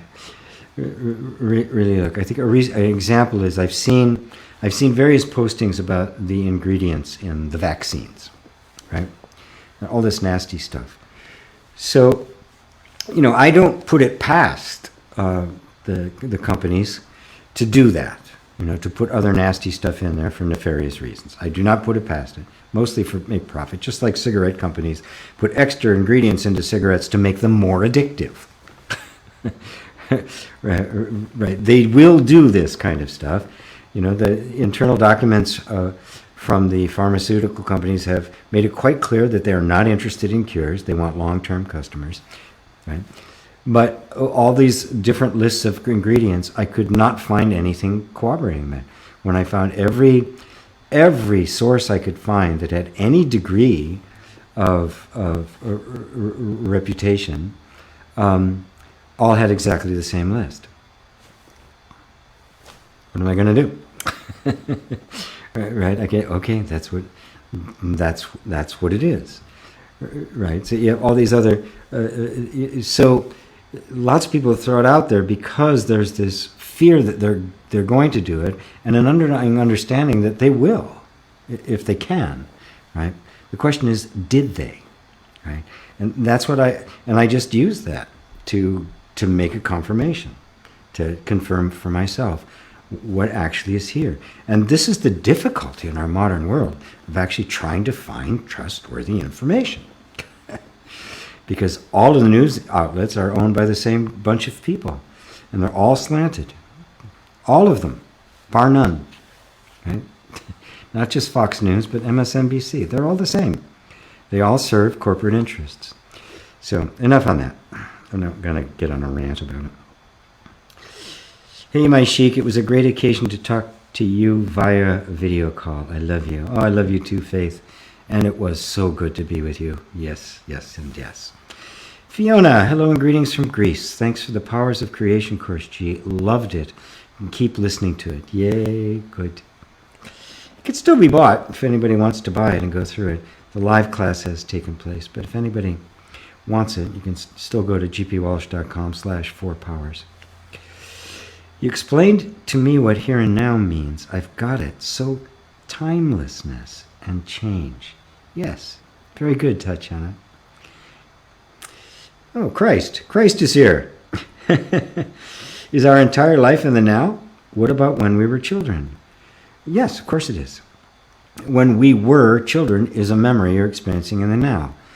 In the now of the child, you were simply having child thoughts, child feelings, child experiences, child everything. You were just, the world you were experiencing was simply the world of the child. But the child didn't last, did it? The child was constantly transforming, right? From the moment the sperm met the egg, there's been this constant transformation that will continue until this pattern of energy that has managed to maintain some degree of an integral form will eventually just kind of dissipate back into its original elements, right? All of which is being viewed in the now. So, yes, the now, your entire life. If you mean, is all the events of my life compressed into the now? The answer is, you could say yes or no. Experientially, no, it's not. It is just a series of things happening. If you see the now as this infinite presence, well, then it's all happening simultaneously. But that's actually a bit too heady. The now cannot be defined in terms of infinite time. It is timeless. Just like the self cannot be defined in terms of infinite space. It is dimensionless. It is beyond, even infinite doesn't capture it. Right? Because that seems like unlimited space. Just eternity is unlimited time. What we're talking about is timeless. So it isn't like it includes everything that is, was, and will be. It simply is timeless. It does not exist in time. Right? Time exists in it as an experience. Cool. Faith said, I was pondering about cause and effect as you explained last time, and I think that makes everything possible. For example, getting a job is not affected about how good my CV or where I'm from. Bingo! Well done. The moment you dismantle that belief in cause and effect, you'll see that this moment is spontaneously generated. And the only reason it bears resemblance to the previous moment is because I believe the previous moment is creating this one. This moment is a virgin birth. This moment stands all by itself. Everything from the past is past. And unless it is believed to be an influence, it is completely irrelevant. Isn't that freeing, Faith? Beauty, beauty, beauty. Robbie, thank you for answering. I can only speak from experience. I had moments where I saw the narrative of time while being. Yes. Outside, yes. Outside of it, yes. Being experienced by it and in it, but it's only an experience, a passing cloud. Right? The experiencer never moves, dimensionless and timeless. Being just is. And if something just is, it isn't time. There's no change to be measured. It just is. Now remember, timelessness and dimensionlessness are words I'm using to point you to something because the mind can't grasp them. All it can do is help you to disassociate the now from just a bunch of time and a bunch of things happening, or now just being one in a series of moments, and recognize that it's something else. It pulls you more out of the definitions of the mind and more directly into your experience, which is right now. And is your experiencing ever changing? Does it ever fluctuate? Well, that's the infinite timeless now. That's it. It's you. It's always you. It's always been you. Red Rose, why do I have the need to argue back with a narcissist? Is my way of saying, no, I won't let you walk all over me. But can it also be that maybe is my need to prove my worth, or maybe is my ego? Yes, but don't make a big deal out of that, okay? Dealing with somebody who is not, you end up in some kind of a tight relationship with it, be it family, be it work, be it romance, be it anything, right? Any kind of relationship where there's some degree of connection going on, interaction, right? Where you are in something together, right? And they're narcissistic. They cannot see your point of view, which is why you never feel heard, you never feel seen, right? Because you aren't, right? Now, there's this need to try to communicate, right? I mean, some of the hardest decisions I've made about breaking off relationships of all different kinds was realizing that they could not understand my point of view. So I simply had to just break it off. Right? That they weren't able to grasp it. And so don't worry about it. Yeah, you want to be seen. And a part of you doesn't feel completely worthy and wants to get some kind of acknowledgement for it. Right? But that's why you have me and all your friends here. To acknowledge you, right? You're not going to get it from him. Right? He's not capable of it. Right?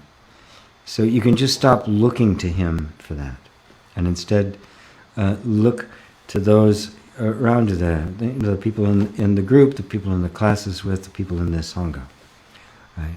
Who do acknowledge you, right? Who do see you, who see your value, who see your worth, and can reflect that back to you. Thank you, Sonia. Mark C. Hello, Mark. Just soaking up the wisdom instead of the hot Florida sun. Blessings. Yes. Amy. Hello from Vancouver. Loving all of this. In Vancouver now. Wonderful. Yanis from Greece. Thank you, GP. Thank you for those precious insights on knowledge and time. Love from Greece. You're very welcome.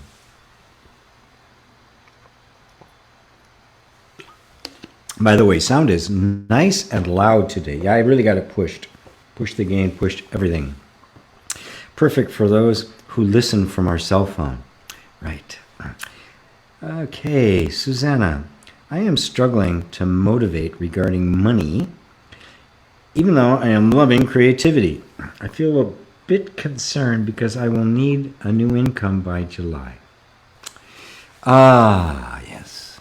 Money. Render unto Caesar the things that are Caesar, and unto God the things that are God. We have to think about these things only as much as we have to think about these things. And no more, right? Okay, I've got to have some money. You've got to have some new income happening.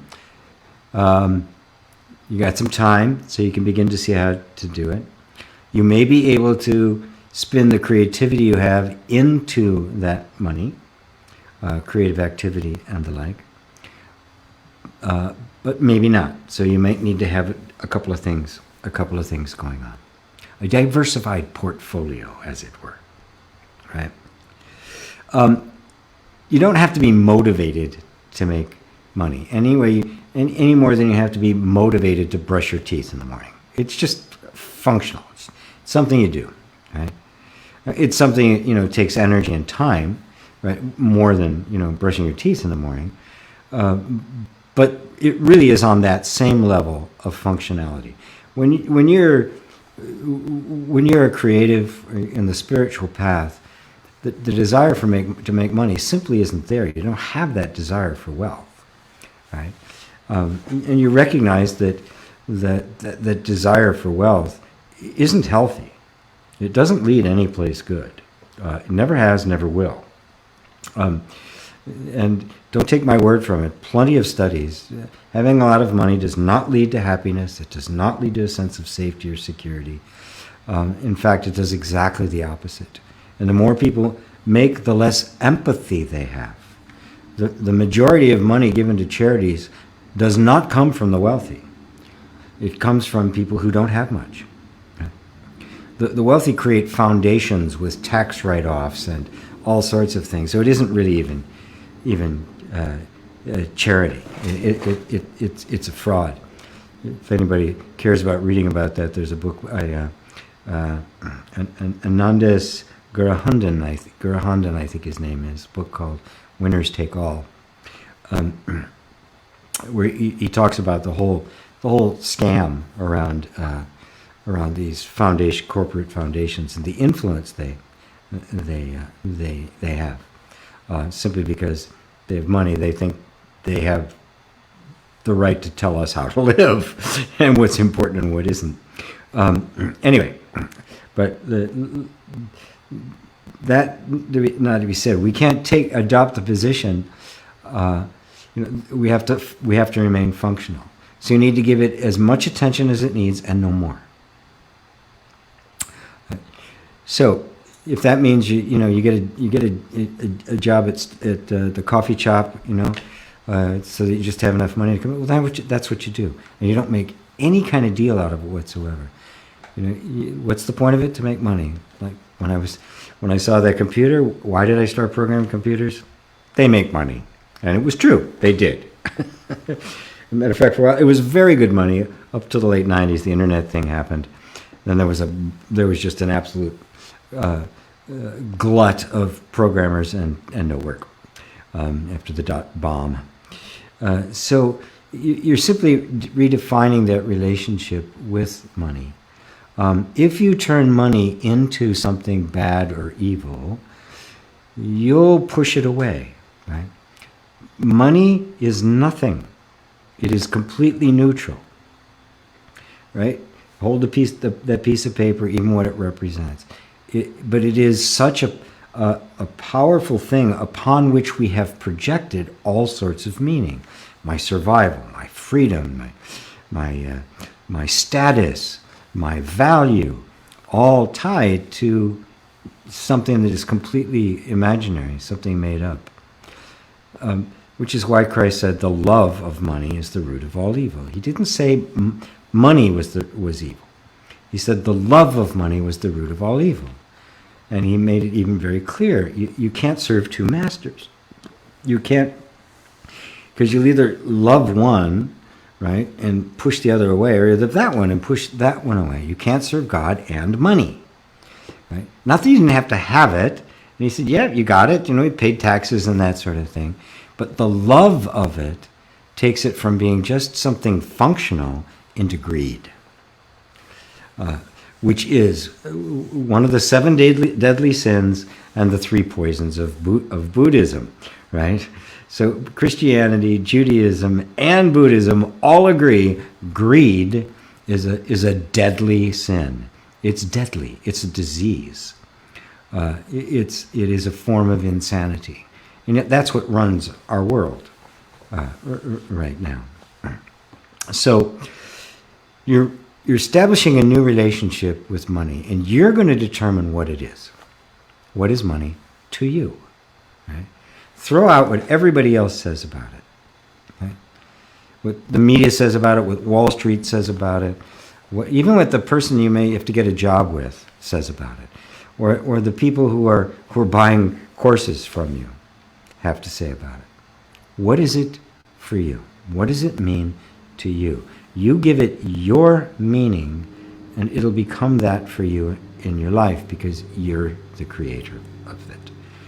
It will conform to your feelings about it. But it's important to do the inner work around this, because money is one of those things.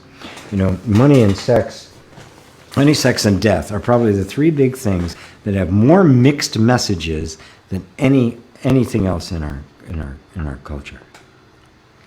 And money and sex are also the 2 biggest destroyers of marriages. The lack of both.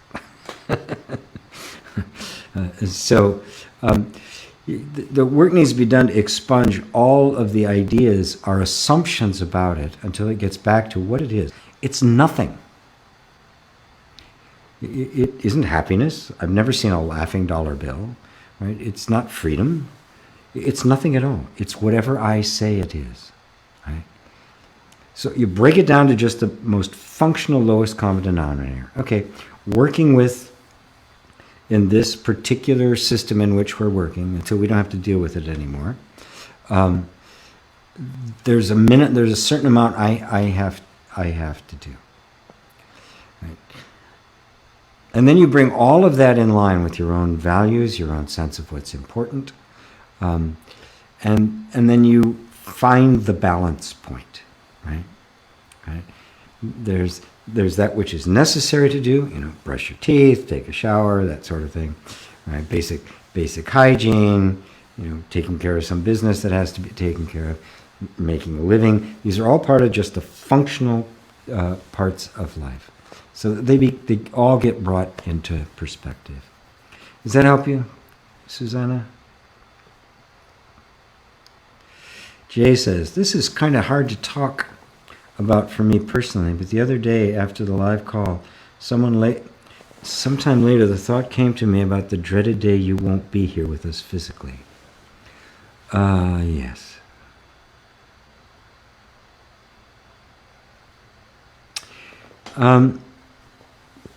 It will happen.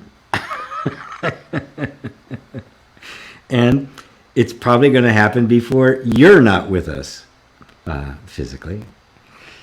So it's a beautiful thing. It's a great Buddhist practice to die before you die. And others dying before they die. Right? This body is not me. Right? When this body goes, I will be exactly the same as I've always been.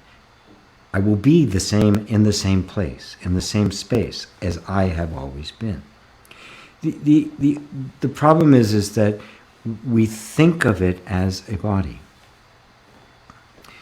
I think it was Steve Walensky was talking, and I read it recently. I think he was the guy, but anyway, somebody was having a conversation with Nisargadatta Maharaj, and Nisargadatta said, "You think I'm a person, don't you? You think there's a person standing here talking to you. You are talking to cosmic consciousness. Right? There's no person here speaking.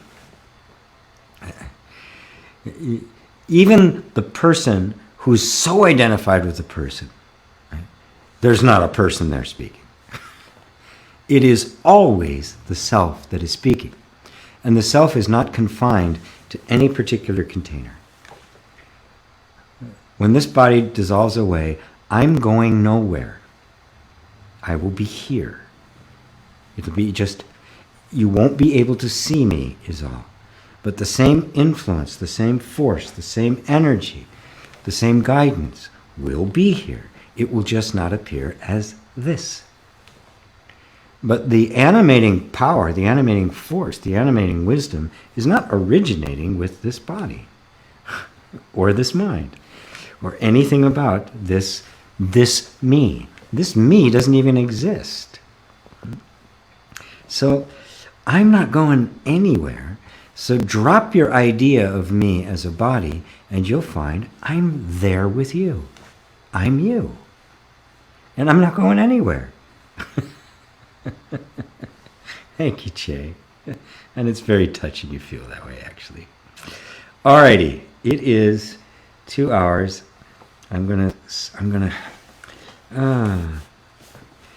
Canadian boy said, I randomly joined this video and that's exactly what I needed to hear. Wonderful. Gina is grateful to be here. Ooh, 6 people in the house. Angels, knowledge. Hello from Pakistan. Hello, Kamal. Yes, hail. It's not Dale, it's hail, says Mary. Could you, would you, when? That's kind of the basic formula. Could you let it go? Is it possible to let it go? Would you let it go? Would you be willing to let it go if it was possible? And when is the other one. Could you, would you, when? When? How about now? If it's possible and you're willing to, why not now? That's kind of a very basic part of the process. Susanna says, Thank you, G. I will reflect on what money means to me. Let's see. Let's see if there's... Oh, Hendrik, a bunch of them here. Okay. What you said about letting go is so precious. It saved my life, or better, ability to stay healthy facing strong challenges. Reading David Hawkins' Letting Go, Pathway of Surrender. Yeah, he's another one that... I don't know if he knew about Lester Levinston, because David Hawkins did come later. David wasn't that much older than me. Let's see. Hit that like button, people. Our purpose right now. I haven't listened to GP in many months, yet I randomly clicked this video and it answered all my questions. I guess it was my purpose at the moment. Amen. Purpose of my life is what I am doing now. Thank you for that answer to Martin. It was me as well. Great discovery. Tatiana, I listened to Dawson Church, a good friend of mine, talking about EFT on a trauma and resilience summit this afternoon. Lovely. Yeah, he is. He's a lovely man. Does growth really exist? Doesn't growth imply time? There's no growth for the self. We experience growth, right? Which is time. Yes, that's part of the change. Growth, evolution, expansion. That's what we detect as change. But for you, the witness of change, there's no growth. Consciousness doesn't grow. How can the infinite get any bigger? All right, I've got to call it now. I'm going to try to keep it more to 2 hours. My tendency is to just want to keep going with all the questions, but I want to draw to a close there.